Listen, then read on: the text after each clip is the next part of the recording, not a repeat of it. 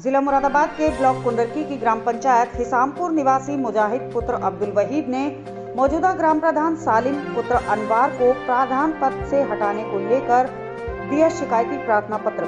बताते चले कि प्रार्थी मुजाहिद का कहना है कि ग्राम प्रधान पर कई संगीन धाराओं के तहत न्यायालय द्वारा सजा याफ्ता होने पर भी वह प्रधान पद पर कार्यरत है और सत्य शासन व प्रशासन से सत्य छुपाकर धोखे से प्रधानी लड़ने का आरोप लगाया है।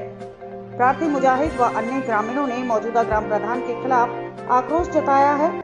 मेरा नाम मुजाहिद हुसैन है जी, क्या समस्या है यहाँ? अब सभी ग्रामीण इकट्ठा हुए हैं यहाँ पर। समस्या है ये जो है दोषी हैं, अपराधी हैं, सजाए याफ्ता हैं, अपने पद पर कायम। कौन है, क्या नाम है? इनका नाम है हाजी साहब जी। यहाँ तक कि इन्होंने जब अपना नामरेशन कराया था, आवेदन पत्र जो किया है, उसमें भी अपने मुकदमों का कोई हवाला नहीं खोला, जबकि इन्हें खोलना चाहिए था। ये कानूनन से खिलवाड़ कर रहे हैं, अब भी कर रहे हैं। आवेदन पत्र के टाइम भी इन्होंने खिलवाड़ कराया।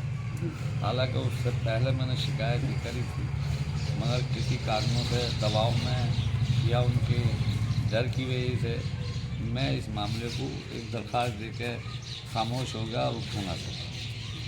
यानी ये कहें कि खुले तरीके से जो है धोखेबाजी करके ये पद हासिल किया गया है जी। और उसके बाद अब सजाए उस केसों में जो दुखाए थे उनमें सजा हो गई, उसके बाद भी अब इनके खिलाफ कोई कार्रवाई न हो रही। अधिकारियों से मुझे पूरी उम्मीद है कि कानूनन इन्हें अपने पद से हटाया जाए।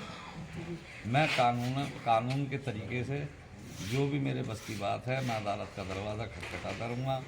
डीएम साहब से और कमिश्नर साहब से या डीपीआरओ साहब से, यहाँ तक ज़रूरत पड़ी तो लखनऊ तक भी जाऊँगा। जी।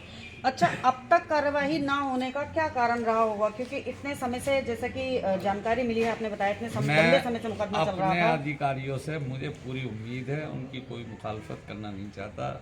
कहीं ना कहीं उनके सामने कोई समस्या रही होगी जो मेरी मदद ना कर सकती। मुझे अधिकारियों से कोई शिकायत ना, भले से देर हो जा, लेकिन वो मेरे साथ इंसाफ करें। अब क्या चाहते हैं आप? इस प्रकरण में क्या कार्रवाई होनी चाहिए? कानूनन भाई ये बात पहले भी कोई वकील को द्वारा सुनी थी। कम पढ़ा लिखा हूँ, मुझे कानून के बारे में ज़्यादा जानकारी ना है। जो पूछा तो उन्होंने ये बताया कि अपराधी को किसी भी संवैधानिक पद पे अपराधी नहीं होना चाहिए। ये बीजेपी का मुद्दा भी रहा। अपराधियों को अपराधियों की जगह दिखाई, उन्हें पद से हटाया गया। अगर अपराधी आजम खां हैं, 3 साल की सजा है उन्हें, 3 साल की सजा है, और अपराधी 10 साल की सजा में भी और बड़ा अपराध हो गया।